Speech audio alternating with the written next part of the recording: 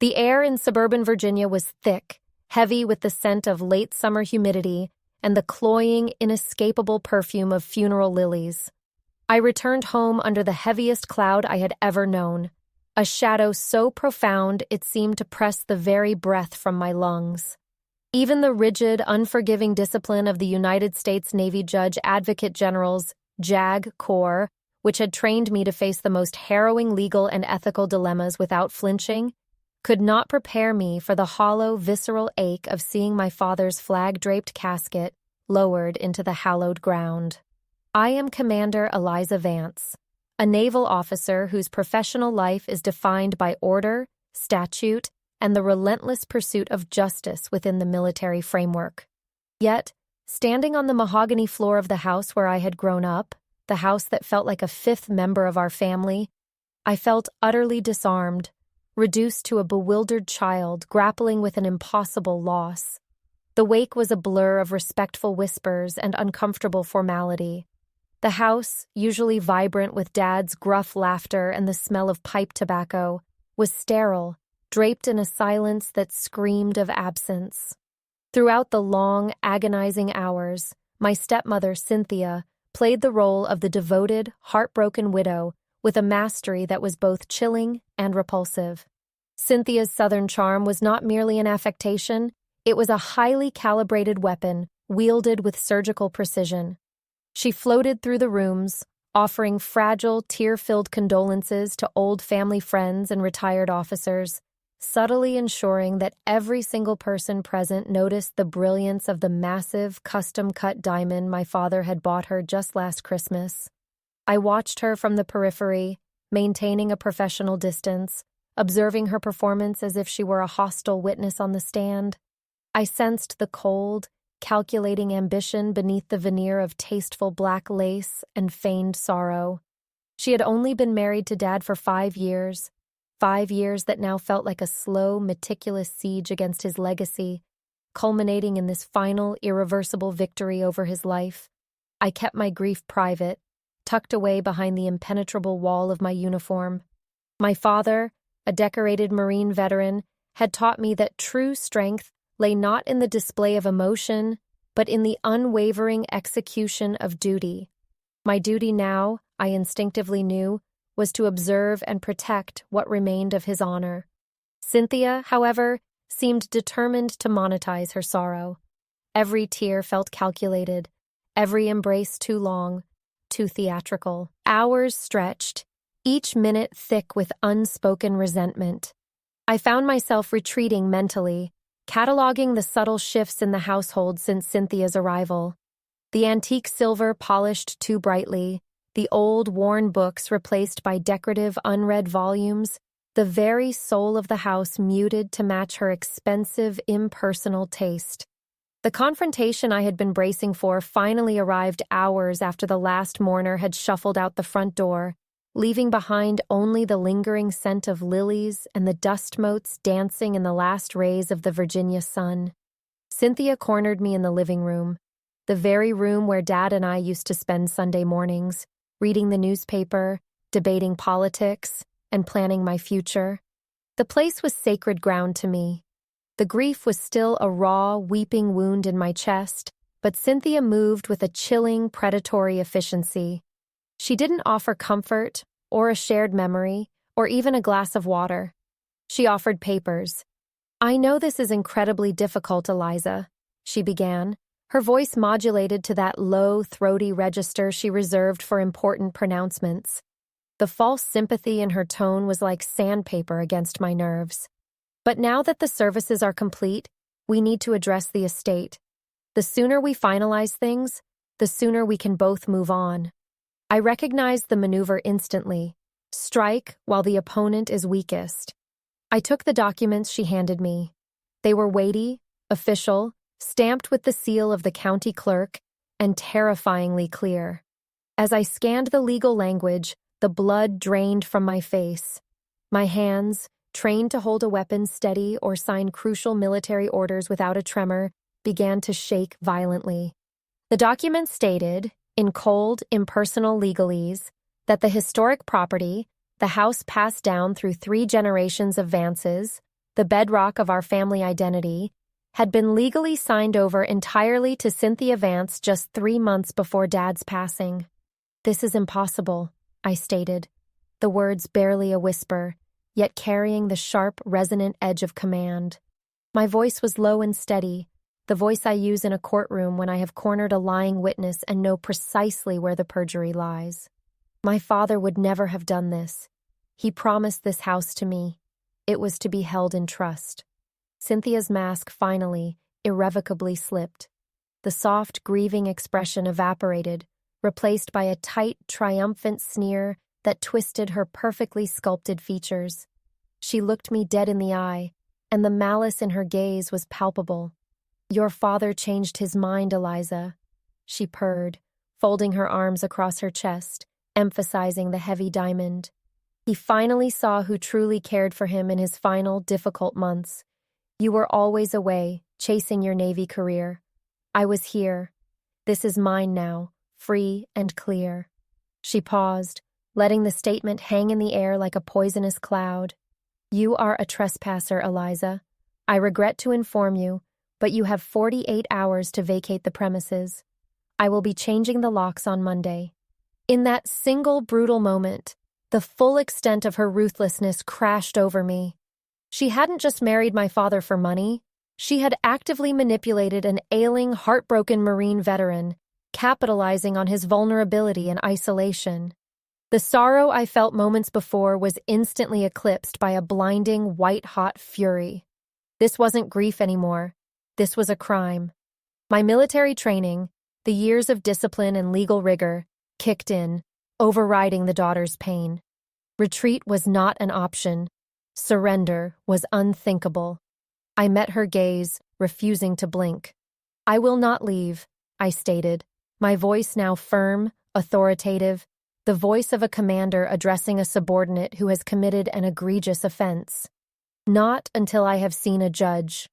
This document is fraudulent, procured under duress, and I will be filing an immediate challenge for undue influence." Cynthia laughed, a short, brittle, contemptuous sound. "Do what you must, Commander Vance, but you are fighting a losing battle." I ignored her. I turned my back on the lavish, corrupted living room and walked toward the back of the house, toward the one sanctuary that remained untouched by her influence, the small, dusty study. It was Dad's old sanctuary, a room filled with the scent of aged paper, leather, and decades of history. It was small, largely unused since his illness confined him to the ground floor, and crucially, it was far from Cynthia's domain. I entered the study, slammed the heavy oak door shut, and threw the rusty deadbolt. The click of the lock was a small, satisfying sound of defiance. I stood there, leaning against the door, taking deep, shuddering breaths. My heart pounded a frantic rhythm against my ribs. The papers Cynthia had given me were still clutched tightly in my fist, now crumpled and damp with sweat. I looked around the room, shelves lined with military history, worn leather chairs, a solid oak desk covered in a thin film of dust. This room felt like the last bastion of my father's true self. I knew then that this wasn't merely a fight for property, a title deed, a monetary asset. This was a battle for my father's honor, for the truth he cherished, and for the integrity of the Vance name. Cynthia had declared war, believing she had already won. But I was Commander Eliza Vance. I was a Navy JAG officer, specialized in complex litigation and strategic defense. I had just established my beachhead in hostile territory, and I intended to fight this battle with the full, uncompromising force of the law. I had just declared war on my wicked stepmother, and I knew exactly how to dismantle her operation. The first 48 hours would be critical. My mission had begun. The air in the study was stale and heavy, thick with the ghost of my father's pipe tobacco and the faint, comforting musk of aged paper. I had barricaded myself in the small room, locking the heavy oak door and shoving an antique footlocker against the base for good measure. I wasn't just securing a room, I was establishing a beachhead in hostile territory. The moment the last echo of Cynthia's shrieking ultimatum faded, I ceased being Eliza Vance, the grieving daughter. I became Commander Vance, JAG Corps, specialized in strategic defense and the meticulous dissection of fraudulent claims. The lumpy, moth-eaten sofa was now my cot, the mahogany desk my command center. The document Cynthia had shoved into my hands, the supposed deed transferring the historic Vance property entirely to her, lay spread out before me under the harsh yellow glare of Dad's old banker's lamp. I studied it with the cold, clinical detachment I usually reserved for prosecuting complex financial crimes in the military. The paper was official-looking, stamped and signed, but my legal instincts screamed foul. The language was overly simplistic, lacking the standard legal boilerplate typical for a property of this age and value. The timing was the most damning evidence. Executed just 3 months ago, exactly when Dad was weakest, heavily medicated, and struggling to accept the loss of his mobility following the last round of treatment. I ran my finger over the signature. It looked like Dad's, close enough to pass a casual inspection, but it lacked the firm, steady resolve of the signature I had seen on countless military commendations. I knew how easily signatures could be coerced or traced when the signer was incapacitated. This wasn't a genuine legal transfer. It was a slow-motion ambush, executed with chilling precision. Outside the locked door, I could hear Cynthia moving. Her footsteps were slow, deliberate, a rhythmic tap-tap on the polished hardwood, echoing the pace of a predator circling its prey. She was waiting for me to break, to pack my bags, to retreat back to my base in D.C. She expected the military officer to follow orders, even hers. She was gravely mistaken. My first night was spent analyzing the threat and cataloging my resources. I had minimal food, a few stale crackers Dad had stored, and a thermos I'd filled with instant coffee before locking myself in. I needed to minimize contact and maximize operational security. Cynthia's campaign of psychological warfare began promptly at dawn. First, the internet connection died. I tried my phone. No Wi-Fi. It was an inconvenience but a clear message. She controlled the infrastructure. Next, I heard a loud clunk outside the window, followed by silence. The air conditioning unit, which usually hummed a steady rhythm, was dead. The temperature in the study, already stifling due to the Virginia humidity, began to climb. Then came the notes. Slivers of expensive stationery, scented with her sickeningly sweet perfume, were slipped under the door. Eliza, darling, you really must consider your professional obligations. Trespassing is such a messy look for a commander. 24 hours left. I crumpled the notes without reading past the first line, tossing them into the wastebasket. I refused to engage in her emotional manipulation. My focus was absolute. I was no longer fighting for comfort. I was fighting for the truth. I pulled out my secure government phone, dialing a trusted colleague, Sarah Jenkins, a sharp civilian real estate attorney I'd worked with on several complex land use cases near the Navy Yard. I had to tread carefully. Any hint that I was using my official capacity to handle a private dispute could jeopardize my career. Sarah, I began, keeping my voice low and measured, I need your input on a hypothetical case involving undue influence and real estate transfer. I meticulously framed the scenario. An elderly, decorated veteran, grieving and heavily medicated, supposedly signing over a historical property to a new spouse who had isolated him from his family. Sarah listened patiently, her responses clipped and professional. Commander, proving undue influence is the legal equivalent of scaling Everest without gear. You need clear, objective evidence of coercion, or, more simply, proof that the grantor lacked the cognitive capacity to understand what they were signing. I pushed back. What about the document itself? It's legally shallow. Could it be a forgery or signed under duress? If you can demonstrate a clear prior intent, a previous will or trust dated years before the spouse entered the picture, that would be your strongest counter-argument, Sarah advised. But if the spouse destroyed those documents, you're in a tough spot. You'd have to find the original, notarized deed or trust declaration, something that predates her influence entirely. Her words confirmed my suspicion.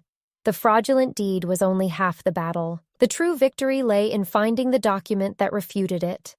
I thanked Sarah, hanging up with a knot of resolve tightening in my chest. I had to assume that Cynthia, in her avarice, had systematically destroyed every piece of evidence of Dad's original intent. I turned my attention back to the study, viewing it not as a repository of memories, but as an operational archive. Dad was a Marine, disciplined and organized in his professional life, yet sentimentally disorganized in his personal filing. He kept everything, but rarely filed anything logically. I started with the desk drawers, donning a pair of examination gloves. I pulled out stacks of paper yellowed with age, outdated insurance policies from the 1980s, tax returns spanning 2 decades, old photos of me in my first Navy uniform, and countless letters from fellow veterans. I cataloged everything. I created 3 piles on the floor: military correspondence, financial records, and personal memorabilia. I was searching for the ghost of a document, a will, a trust, or even a letter of instruction to his lawyer. Anything dated 5 or more years ago, before Cynthia's slow, calculated entrance into his life. The physical labor was relentless and draining, yet it was a necessary distraction from the gnawing sense of betrayal. The air conditioning remained off, and the heat pressed in, making the paper stick to my fingers. I was living on pure adrenaline and the desperate need to honor my father's memory. As the second day wore on, my frustration mounted. Every drawer was empty of the crucial evidence. Every box contained only outdated relics. Cynthia was right about one thing. She had isolated him, and she had cleaned up her tracks professionally. I moved to the bookshelves. Dad's tastes were eclectic, ranging from obscure military histories to classic literature, with a surprising amount of legal and government reference material mixed in. I started pulling the books down, checking between the pages, shaking them gently. Sometimes people used books as temporary safes. Nothing, just dust, and the heavy scent of old glue and binding. I stared at the sheer volume of books, feeling a desperate wave of defeat wash over me. Had Cynthia won? Had she truly managed to erase the legacy of 3 generations of Vances? I leaned back against the towering wall of books, wiping the sweat from my brow.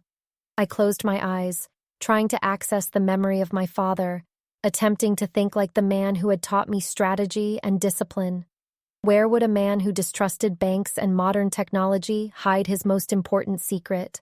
I remembered a conversation from years ago, shortly after my grandmother passed and Dad first updated his affairs. He was joking about the tedious nature of estate planning. "You know, Eliza," he'd said, his eyes twinkling, "if you ever need to hide something important, put it in the most boring place imaginable. Nobody looks in the boring places. Nobody ever steals the United States Code." Too dry. I snapped back to attention, my eyes flying open, fixed on the shelf dedicated to law and government. It was the least touched section of the entire library. It was the perfect hiding spot. I approached the shelf, my hands trembling slightly, a tremor that had nothing to do with exhaustion and everything to do with hope. The volumes were heavy, bound in dark blue cloth, utilitarian and utterly uninviting. I started pulling them out one by one. Federal Rules of Civil Procedure, Administrative Law, Title 10, Armed Forces. I checked the weight of each book, comparing it to its neighbor. They felt uniformly heavy, dense with dry legal text. My hope began to dwindle again, threatening to collapse into despair. I reached the far end of the shelf, where Dad kept the volumes dedicated to military law. I pulled down Title 37, Pay and Allowances of the Uniformed Services, a section I knew intimately from my own work. As I lifted it, I felt it immediately. The weight was subtly, undeniably wrong. It was heavier than it should have been. The balance shifted towards the spine. My heart hammered against my ribs, a frantic, violent drumbeat against the silence of the sweltering room. This wasn't just a book. This was the vault. I carefully opened the heavy cover, running my fingers along the inside edge of the spine. My breath hitched. There was a thin seam, carefully cut, a shallow recession in the dense paper block of the book itself. I worked my fingers into the space, the dust and paper shavings clinging to my gloves. Deep within the spine, nestled securely and almost invisibly, was a folded document, brittle with age but perfectly preserved. I pulled it out, slowly, carefully. It was a single sheet of heavy official paper, folded into thirds. I unfolded it under the harsh light of the lamp, my eyes scanning the text. It was the original, notarized deed of trust for the Vance property, dated 10 years prior. The language was precise, legally sound, and utterly unambiguous. It explicitly created a revocable living trust, naming my father as the trustee and, crucially, naming me, Eliza Vance, as the sole beneficiary upon his death. It was signed, dated, and bore the heavy, authentic seal of the notary public. This wasn't circumstantial evidence. This was the truth, undeniable and irrefutable, hidden in plain sight, protected by the very discipline my father had instilled in me. He hadn't been fooled. He had been strategic. He had known Cynthia's capabilities and had prepared a final operational order to protect his legacy. The relief was overwhelming, a sudden, dizzying rush of clarity. But it was quickly replaced by a cold, settling wave of professional rage. Cynthia had tried to steal my inheritance, exploit my father, and treat me like a foolish amateur. I secured the document immediately, placing it inside a small, fireproof metal box I found tucked under the sofa. The battle for the house was over. The war for justice was about to begin. I had the winning hand, and I was ready to play it with the full, uncompromising force of a Navy JAG officer. The time for defense was done. Now I prepared the barrage. The study had become my bunker, the last piece of ground I held in a house that was rapidly turning into hostile territory. Days blurred into a grueling week, marked only by the escalating pettiness of Cynthia's siege. I was surviving on lukewarm instant coffee, protein bars I'd stashed in my carry-on, and the sheer burning adrenaline of righteous indignation. Cynthia was waging a war of attrition designed to break my resolve. The psychological warfare was relentless but predictable. She cut off the internet connection first, hoping to isolate me from my legal resources. I had anticipated that, relying instead on my secure government laptop, kept strictly offline for this civil matter, and the few legal reference books Dad had kept. Then came the physical discomfort. The air conditioning unit outside the window, which had provided a low hum of white noise, fell silent. The heat and humidity of late summer Virginia turned the small room into a suffocating oven. Finally, she turned off the hot water entirely. I was forced to take cold showers in the guest bathroom, a chilling reminder that every comfort, every utility, was now controlled by the enemy. I ignored it all. My body, trained by years of naval discipline, adapted swiftly to the discomfort. The cold water was a shock to the system, yes, but it also served to sharpen my focus. I was no longer merely Eliza, the grieving daughter. I was Commander Vance, operating under severe duress, maintaining operational tempo in a contested zone. Cynthia's attempts to starve me out physically only fueled my resolve to expose her moral bankruptcy. The primary mission was clear: locate the original, legally sound document that negated her fraudulent deed. I knew my father, a Marine veteran of unwavering integrity, would never have willingly betrayed his legacy. He might have been manipulated or coerced in his final weakened state, but he would have built a failsafe. My job was to find that failsafe. I approached the search with the methodical precision of a criminal investigator processing a crime scene. I divided the study into quadrants, assigning each drawer, box, and shelf a numerical designation. Every item was logged, examined, and categorized. The room was small, but Dad, like many meticulous men, had a genius for decentralized disorganization. He was precise about his military records, but haphazard when it came to personal papers. The desk drawers yielded a trove of sentimental but useless artifacts: obsolete insurance policies from the 1990s, expired passports, a box of dried-out fountain pens, and dozens of crumpled, handwritten notes to himself reminding him to call Eliza. Each note was a small, painful stab, a reminder of the relationship Cynthia had tried to sever. I moved to the filing cabinets. The metal drawers groaned open, smelling of oxidized paper and the faint, sweet scent of pipe tobacco that still clung stubbornly to the felt lining. I found tax returns dating back to 1985, a financial history laid bare, but nothing related to the current estate planning. Dad had been meticulous about filing, but he seemed to have stopped updating his estate file shortly after his first health scare, years before Cynthia entered the picture. This was a critical gap. If Cynthia had found the original will or trust papers, she would have destroyed them immediately. Frustration began to set in, a cold, bitter taste that was far worse than the instant coffee. I spent an entire day on the large oak chest tucked in the corner, a piece of furniture I remembered from my childhood. Inside, I found photo albums documenting decades of my family history. Pictures of my mother, pictures of me learning to sail, pictures of Dad receiving commendations. It was a beautiful, heartbreaking distraction, but it was not evidence. Had I underestimated Cynthia? Had she been so thorough in her predatory sweep that she had managed to erase every trace of my father's true intentions? The thought sent a spike of panic through my disciplined exterior. Failure was not an option, but the possibility of strategic failure loomed large. I leaned back against the towering bookshelf, rubbing the bridge of my nose, overwhelmed by the sheer volume of paper and the crushing weight of time. I stared at the books. They were the last untouched area. The shelves were dense, stacked too deep in some places, categorized loosely by subject: military history, naval strategy, classic literature, and a section dedicated entirely to law and government reference. I started with the military histories. Dad often used books as temporary storage for notes or receipts, marking pages with whatever was handy. I carefully shook out every volume, sending clouds of fine dust into the already stale air. I found a few old bookmarks, a dried leaf, and a grocery list, but no documents of legal significance.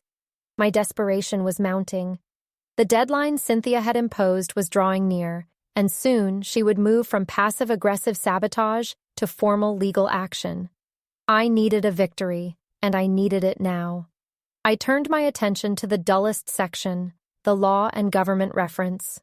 I knew from my own career that these were the books nobody ever truly read unless they were paid to do so. They were functional, heavy, and utterly devoid of charm. I started pulling them down one by one. Black's Law Dictionary, a few outdated state codes, and then the complete set of the United States Code annotated. My father had a terrible, dry sense of humor, often delivered with a straight face and a slight twinkle in his eye. A memory, sharp and sudden, pierced through the fog of exhaustion.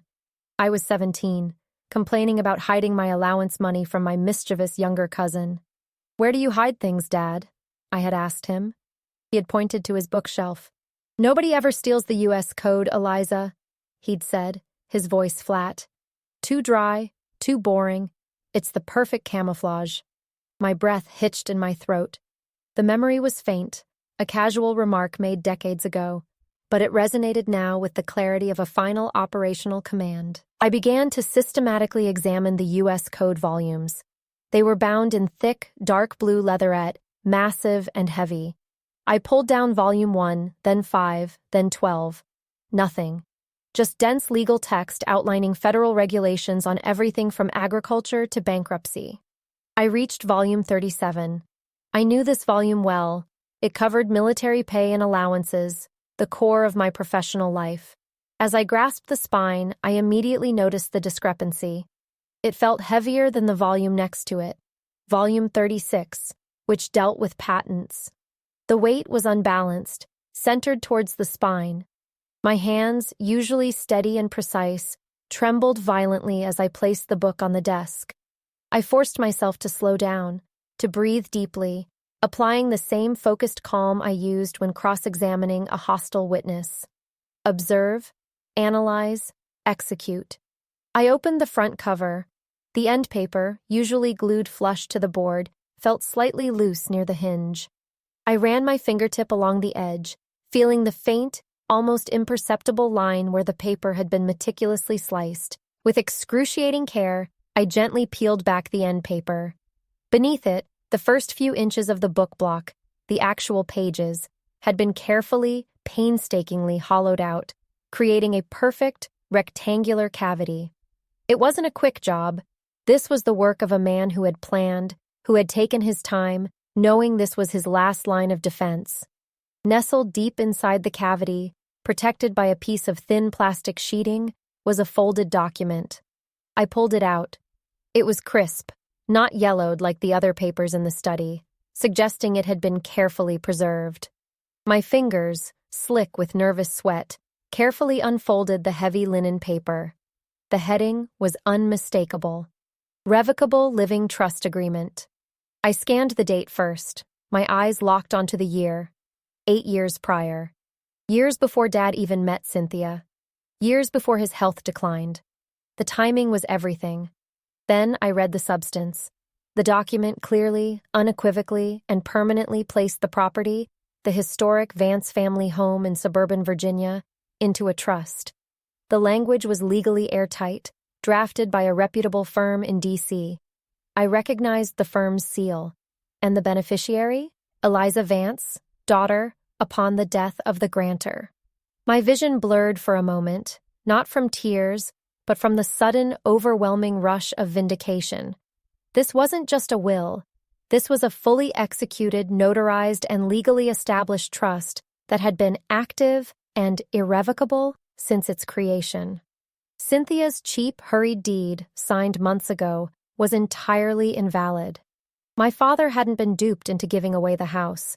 He had simply been too compromised at the end to remember where he'd hidden his ultimate protection. I gripped the paper tightly, the weight of the document feeling heavier than the entire U.S. Code volume. This was the truth. This was my father's voice, reaching out from beyond the grave to protect his legacy from the wicked hand of ambition. The cold, settling wave of professional rage washed over me. Cynthia had tried to steal my inheritance, exploit my father, and treat me like a foolish amateur. She had underestimated the discipline of a Navy JAG officer and, more importantly, she had underestimated the foresight of a lifelong Marine. I secured the document immediately, placing it inside a small, fireproof metal box I found tucked under the sofa. The box was heavy and solid, a necessary precaution in a house where everything was now suspect. I locked it, the metallic click sounding like a final, decisive hammer blow. The battle for the house was over. The war for justice was about to begin. I had the winning hand, and I was ready to play it with the full, uncompromising force of the law. The time for desperate defense was done. Now, I prepared the barrage. Cynthia Vance had just entered the crosshairs of Commander Eliza Vance, and I intended to ensure she faced the full consequences of her fraud. I reached for my secure phone, ready to initiate the legal offensive that would reclaim my home and my father's honor. Chapter 4. Readying the Barrage. With the original deed secured, my focus shifted entirely from desperate defense to surgical offense. I was holding the key to my father's legacy, a piece of paper that represented not just a house, but the absolute, undeniable truth. I carefully placed the document, the original notarized trust deed naming me as the sole beneficiary, into a small, fireproof safe I had bought discreetly online and had delivered to a P.O. box before Cynthia could intercept anything. I wasn't taking any chances. This piece of paper was my operational order, and I would guard it like classified intelligence. I was no longer the grieving daughter. I was Commander Vance, preparing for a full-scale legal engagement. My first move, and the one that carried the most significant professional risk, was informing my chain of command. Hiding a major civilian lawsuit involving fraud and real property while serving as a JAG officer was simply unacceptable. Transparency, painful as it might be, was mandatory. I locked the study door, ensuring Cynthia couldn't possibly overhear, and initiated a secure, encrypted video call to my commanding officer, Admiral Hayes. Admiral Hayes was known throughout the JAG Corps for her granite composure, and her utterly uncompromising standards of integrity. "Commander Vance," she acknowledged, her face stern on the screen. "I trust this is urgent, given your current compassionate leave status." I didn't waste time with pleasantries. I laid out the facts with the precision of a prosecutor delivering an opening statement. I detailed my father's recent death, Cynthia's fraudulent claim, the timeline of undue influence, and the discovery of the original trust deed. I presented the two documents side by side on the screen, Cynthia's sloppy, hastily drawn deed, and the pristine, legally ironclad trust my father had established years ago. "Admiral," I concluded, my voice steady, "I am filing a civil suit for quiet title, undue influence, and fraud against my stepmother, Cynthia Vance. I understand the optics of this situation, and I assure you I will conduct myself with the utmost professionalism. I request temporary, unpaid leave to handle this litigation personally. I cannot, in good conscience, delegate a case that involves the exploitation of a decorated Marine veteran and potential felony fraud." Admiral Hayes listened, her expression unreadable until I finished. She tapped a pen against her desk for a moment that stretched into an eternity. "Commander," she finally said, her voice low, "you are requesting to use your legal expertise, derived from federal service, to prosecute a deeply personal civilian matter involving your family. The standard for conduct remains absolute. Any hint of impropriety, any failure to maintain the highest ethical standards, and your career here will be forfeit. Do you understand the weight of that risk?" "I do, Admiral," I replied instantly, "and I accept it. I will win this case, and I will do it cleanly." She nodded once, a sharp, decisive movement. "Very well, Commander. You have 30 days, effective immediately. If you need more time, you will request an extension. Now go secure your family's legacy." Dismissed. The conversation, though tense, provided the necessary validation. I had secured my flank. Now, the full force of my legal training could be unleashed. Filing the offensive. The transition from defense to offense was exhilarating. I spent the next 24 hours drafting the complaint. The study, still my fortress, was now a command center littered with legal pads, civil procedure manuals, and exhibits. I used the local courthouse's electronic filing system, meticulously preparing every section. The complaint was a weapon crafted for maximum impact. I named Cynthia Vance and her shell corporation, which she had used to facilitate the transfer, as defendants. The counts were devastating. 1. Quiet title. Establishing my rightful ownership based on the original trust. 2. Fraud in the execution. Alleging that my father was deceived as to the nature of the document he was signing. 3. Undue influence. Demonstrating that Cynthia exploited his medical condition, grief, and reliance on her during his final months. Exhibit A was the original trust deed, dated 2014, signed by my father and 2 independent witnesses, and stamped by a different notary. It was irrefutable. Exhibit B was Cynthia's dubious deed, dated 2023, just 3 months before his death. The contrast was damning. I submitted the filing late one evening. Hitting the submit button felt like launching a cruise missile. The court had accepted the case, the wheels of justice were now turning, and Cynthia was about to be caught in the gears. The next morning, I hired a process server, a large, imposing man with a reputation for unwavering efficiency, and provided him with the necessary documentation. I gave him specific instructions: serve her at the house, during daylight hours, and ensure she understood the gravity of the documents. I retreated to the study window, watching. I didn't need to see her face, but I needed to witness the moment her carefully constructed reality shattered. The black sedan pulled up the long, circular driveway. The server marched directly to the front door and rang the bell. Cynthia, ever the gracious Southern hostess, answered immediately, likely expecting a delivery or a friend. From my hidden vantage point, I saw the server hand her the thick, bound packet of documents, the summons and complaint. The color drained instantly from her face. She wasn't holding junk mail. She was holding the legal documentation of her impending ruin. She slammed the door shut, but not before I heard a sharp, guttural sound, a mix of shock and pure, venomous rage.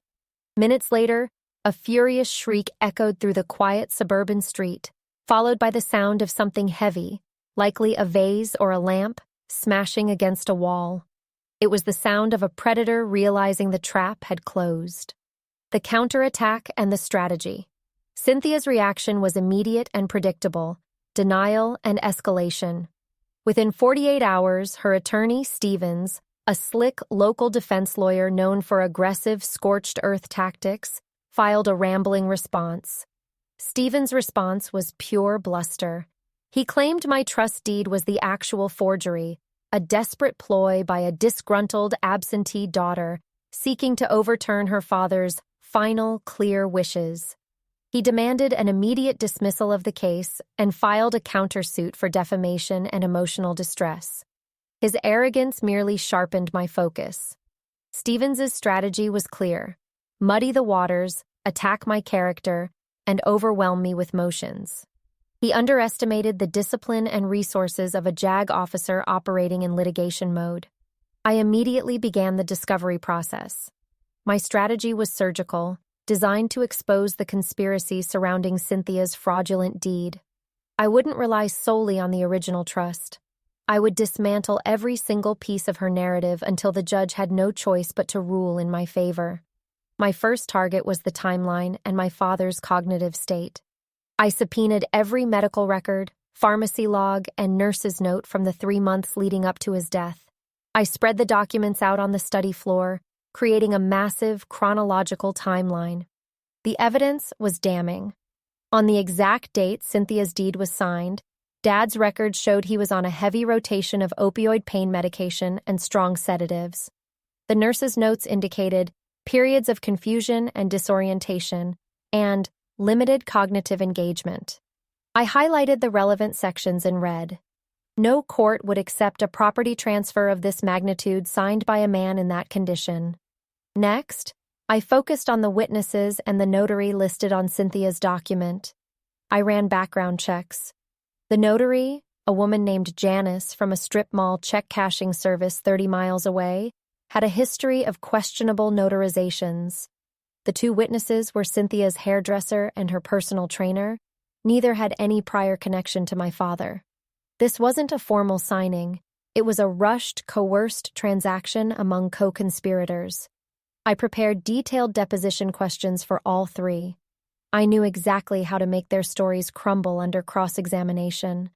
I would hit them with the medical timeline, asking them to recall my father's demeanor on that specific day, knowing they would either lie outright or admit he was impaired. If they lied, I had the medical records to prove perjury. The study became a crucible of legal warfare. I slept only a few hours a night, fueled by instant coffee and the memory of my father's betrayed trust. I meticulously organized my evidence binders, each section color-coded: medical evidence, notary background, trust documents, and fraudulent deed analysis. I also had to manage the psychological warfare Cynthia continued to wage. She turned off the water entirely for a full day, forcing me to rely on bottled water stored in the study. She started playing loud, jarring music directly outside the study door at 3 a.m. I countered by installing soundproofing foam around the door frame and using noise-canceling headphones. Her pettiness was a distraction, but I refused to let it penetrate my tactical focus. I realized that Stevens, her lawyer, was trying to stall. He filed motions to compel, motions for protective orders, and demanded exorbitant discovery. I responded with calm, legally sound counter-motions, citing relevant Virginia Code and federal rules of civil procedure.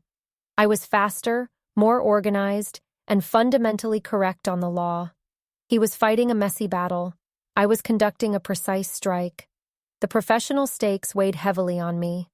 I was using every resource I had, my training, my network, carefully leveraging civilian contacts to avoid compromising my official position, and my sheer mental stamina. But every time I felt the pressure mounting, I looked at the photograph of my father in his dress blues, hanging next to the desk. He had served his country with honor. I owed him nothing less than absolute justice in this final personal battle. I pressed my navy dress uniform, ensuring every crease was razor sharp, every button polished. The uniform was a symbol. When I walked into that courtroom, I wouldn't just be Eliza Vance, the plaintiff. I would be Commander Vance, an officer of the court, demanding accountability. The time for maneuvering was over. The trial date was set. I was ready to deliver the final, crushing barrage. Cynthia Vance had no idea who she had truly provoked. The air in the courtroom was thick, not just with the scent of old wood and disinfectant, but with palpable expectation. Every seat in the gallery was filled.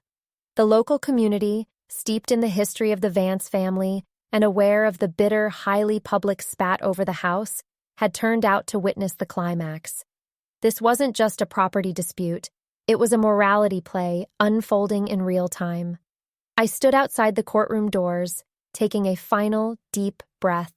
I was not wearing the civilian suit my DC colleague had suggested. Instead, I wore my full navy dress uniform. The dark blue wool felt heavy and comforting, a shell of discipline and immutable authority. Every crease was razor sharp, every brass button gleamed under the fluorescent light, reflecting the unwavering commitment I carried into this fight. I was Commander Eliza Vance, JAG Corps. I was here to deliver justice, not just to win a lawsuit. As I walked to the plaintiff's table, the low murmur of the crowd died instantly. I felt their eyes, but I looked only at the bench, a silent acknowledgement of the rule of law. Cynthia was already seated at the defense table, flanked by her lawyer, Stevens. She was dressed impeccably in dove gray, projecting the image of a wronged, fragile widow. Her expression was a study in practiced confidence, a slight, superior smile that suggested I was merely a nuisance she was about to swat away. She truly believed her performance had been flawless, her fraudulent deed unassailable. That smugness was her greatest vulnerability, and I intended to exploit it until it shattered. "All rise," the bailiff announced, and Judge Harrison, a man known for his meticulous adherence to procedure, entered and took his seat. I began my presentation methodically. I did not rush. I started by laying the psychological and medical groundwork, proving that my father, a decorated Marine veteran, had been acutely vulnerable at the time Cynthia claimed he transferred the property. The defense claims that on October 14th of last year, my father, Captain Robert Vance, voluntarily signed over the historic family home to his wife. I stated, my voice steady, trained to project without shouting. We will prove that on that date, Captain Vance was under the heavy influence of prescription painkillers and was suffering from severe cognitive decline following a debilitating stroke. My first witness was Dr. Alistair Finch, my father's primary care physician. Under my direct examination, Dr. Finch confirmed the dosage of medication, powerful opioids, and the documented disorientation my father experienced. Dr. Finch, based on your professional medical assessment and the notes taken during Captain Vance's visit on October 12th, would you say he was in a fit mental state to execute a legal document of significant complexity and value on October 14th? Dr. Finch adjusted his glasses, looking directly at the judge. Commander Vance, my notes explicitly state that Captain Vance was experiencing periods of acute confusion and was highly susceptible to suggestion. In my professional opinion, he would not have been capable of fully understanding the legal ramifications of signing away his entire estate. Stevens attempted a clumsy cross-examination, trying to paint Dr. Finch as biased, but the doctor's records were impeccable, and his professional demeanor was unshakable. I had established the first pillar of my case. Undue influence was highly probable. Next, I moved to the fraud itself. This was the part where I needed to expose the rotten core of Cynthia's operation. I called the two witnesses listed on Cynthia's deed, a notary public from a neighboring county and a woman who claimed to be a lifelong friend of Cynthia's. The notary, Mr. Davis, was nervous from the moment he sat down. He was a small man who kept wiping his palms on his trousers. "Mr. Davis," I asked, approaching him slowly, using the measured pace I reserved for witnesses I knew were lying. You certified the signature of Captain Robert Vance on the deed transferring the property to Cynthia Vance, correct? Yes, ma'am, I did. And you swore under oath that Captain Vance appeared before you and presented identification? That is correct. I walked back to my table, picked up a large framed photograph of my father in his wheelchair, and placed it on the railing facing the witness stand. Mr. Davis, please look at this photograph. Captain Vance was confined to a wheelchair, required assistance to transfer, and suffered from severe tremors in his dominant hand. Can you describe the room where this signing took place? Was it his study? The kitchen? Davis swallowed hard. His eyes darted nervously toward Stevens, who was frantically scribbling notes. It was an office, I believe. Very nice place. An office, Mr. Davis? Not the Vance residence where my father was confined for months? Can you identify the specific address of this very nice place? He stammered, unable to recall the address. I pressed him, detailing the strict requirements for notarization in Virginia. He finally broke, his voice cracking. I didn't go to the house, Commander. Mrs. Vance met me at a coffee shop. She brought the papers already signed. I just stamped them. She said the captain was too sick to travel. The gasps from the gallery were loud and satisfying. Stevens shot out of his chair, yelling, "Objection! Relevance! Speculation!" "Overruled," Judge Harrison said, his voice sharp. He leaned forward, his gaze fixed on the notary. "Mr. Davis, are you admitting to the court that you certified a signature without the signatory being present?" Davis nodded miserably. "Yes, Your Honor. I made a mistake. I didn't need to say more about the notary. The foundation of Cynthia's deed had crumbled. I had proven that her document was not properly executed, let alone witnessed. But I wasn't finished. I called the second witness, Ms. Eleanor Shaw. She was more polished than the notary, but under cross-examination about her relationship with Cynthia, the facade quickly dissolved. I presented bank statements I had subpoenaed, showing 3 large, unexplained payments from an account controlled by Cynthia to Ms. Shaw in the months leading up to the signing. Ms. Shaw, were these payments compensation for witnessing the deed, or were they perhaps payment for ensuring Captain Vance was sufficiently comfortable during the signing? I posed the question, knowing the implication was damning, whether she answered or not. Stevens objected furiously, but the judge allowed the question to stand, demanding a simple yes or no. Ms. Shaw, her face pale, refused to answer, invoking the Fifth Amendment. The courtroom was electric. Cynthia's defense was in ruins. Her witnesses had either admitted to professional misconduct or pleaded the Fifth regarding potential bribery. The moment had arrived. I walked slowly back to the plaintiff's table, my heart pounding a steady military rhythm against my ribs. I reached down and retrieved the bulky volume of the United States Code annotated Volume 37. I approached the bench and placed the heavy book gently on the edge of the judge's stand. "Your Honor," I said, my voice dropping slightly, commanding absolute attention. "The defense has attempted to prove that my father's final, true intent was to disinherit his only child and grant his entire estate to his wife of 5 years, using a rushed, improperly witnessed, and potentially fraudulent document." I paused, letting the weight of the statement settle. "We have demonstrated that the document presented by the defense is legally unsound due to coercion and improper execution. Now, Your Honor, I present Exhibit A, the evidence of Captain Vance's true and long-standing intent." I carefully opened the heavy volume. I reached into the hollowed-out spine and extracted the folded, aged document. I presented it first to Stevens, who snatched it with trembling hands, his eyes widening as he recognized the formal seals. He immediately tried to object, stammering about fabrication, but the judge silenced him with a stern glare. I handed the document to the bailiff, who presented it to Judge Harrison. "This document, Your Honor," I explained, "is the original, notarized deed to the property, executed nearly a decade ago, long before Cynthia Vance entered my father's life. It is properly witnessed, sealed, and legally sound. It explicitly places the Vance family home into a revocable living trust, naming me, Eliza Vance, as the sole beneficiary upon my father's passing.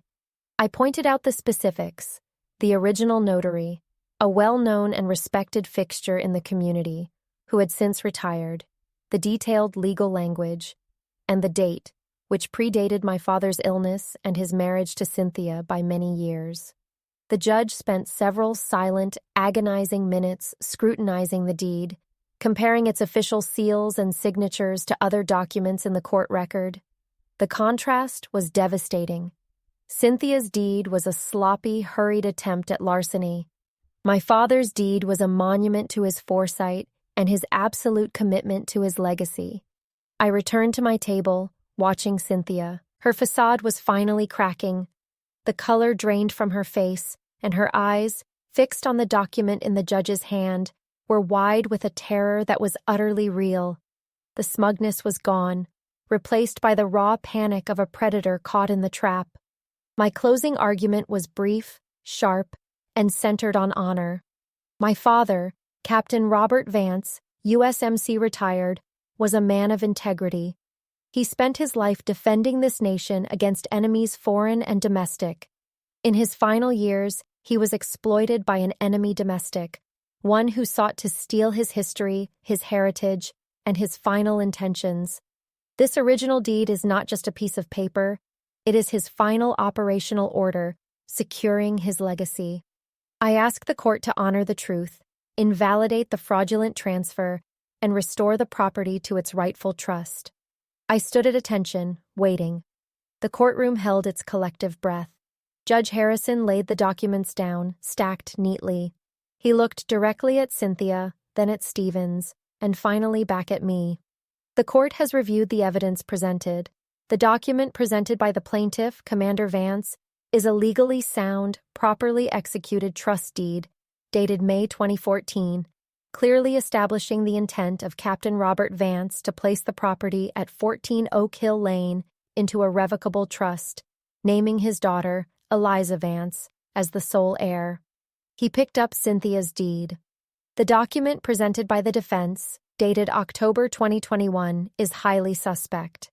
The testimony of the notary public and the secondary witness confirms that the execution of this deed was improper, and there is significant evidence of undue influence and possible coercion. He delivered the final blow with chilling precision. Therefore, the court rules that the deed transferring the property to Cynthia Vance is immediately invalidated and voided ab initio, as if it never existed. The property is hereby restored to the Vance Family Trust, with Commander Eliza Vance as the rightful beneficiary and title holder. A loud collective exhalation swept through the gallery. Cynthia let out a small, strangled sound, a noise of pure, desperate defeat.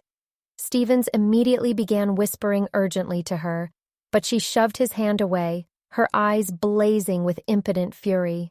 But the judgment was not yet complete. Judge Harrison looked at the notary and the witness who had invoked the Fifth Amendment. Furthermore, the judge continued, his voice hardening, due to the evidence presented suggesting potential forgery, bribery, and the financial exploitation of a vulnerable veteran, the court orders that the transcripts of this trial, along with all subpoenaed financial and medical records, be immediately referred to the Commonwealth Attorney's Office for investigation into criminal charges against the defendant, Cynthia Vance, and any co-conspirators. I watched Cynthia's world collapse. She wasn't just losing the house. She was facing a criminal indictment. Her face, moments ago radiating false superiority, was now contorted in a mask of sheer, unadulterated hatred aimed directly at me. I felt no triumph, only a deep, settling satisfaction. I had done my job. Hours later, the sun was setting, casting long, peaceful shadows across the front lawn of the house. The legal battle was over, the paperwork filed, and the court order officially stamped.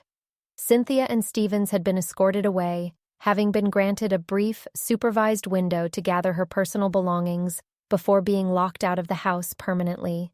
I stood in the living room, the one where my father and I used to read the Sunday paper, the one where Cynthia had tried to corner me with her fraudulent documents. The expensive lilies were gone, thrown out with the rest of the cold residue of her 5-year tenure.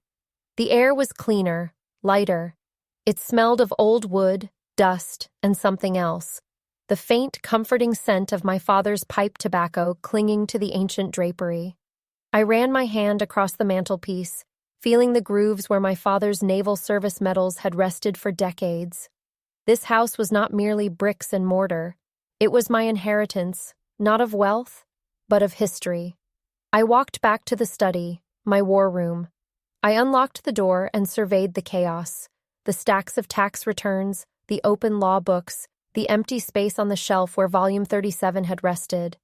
I was exhausted, physically and emotionally drained, but the ache of grief had been tempered by the hard-won peace of justice. I had fought this battle not as Eliza, the emotional daughter, but as Commander Vance, the professional officer. I had used the law, the same rigorous discipline I applied to complex military cases, to protect my father's honor and fulfill his final wishes. I sat down in Dad's old leather chair, sinking into the familiar, comforting shape. I closed my eyes. The war was over. The truth had prevailed, and in doing right by my father, I had finally found my way home. The house was mine, restored to the trust, and the legacy of the Vance family was secure. I had faced the wicked enemy within, and I had delivered absolute justice. A profound sense of quiet relief settled over me, the kind of peace that only comes after the fiercest of fights. I finally allowed myself to grieve, knowing that I had kept my promise. I had brought my father's legacy safely to harbor.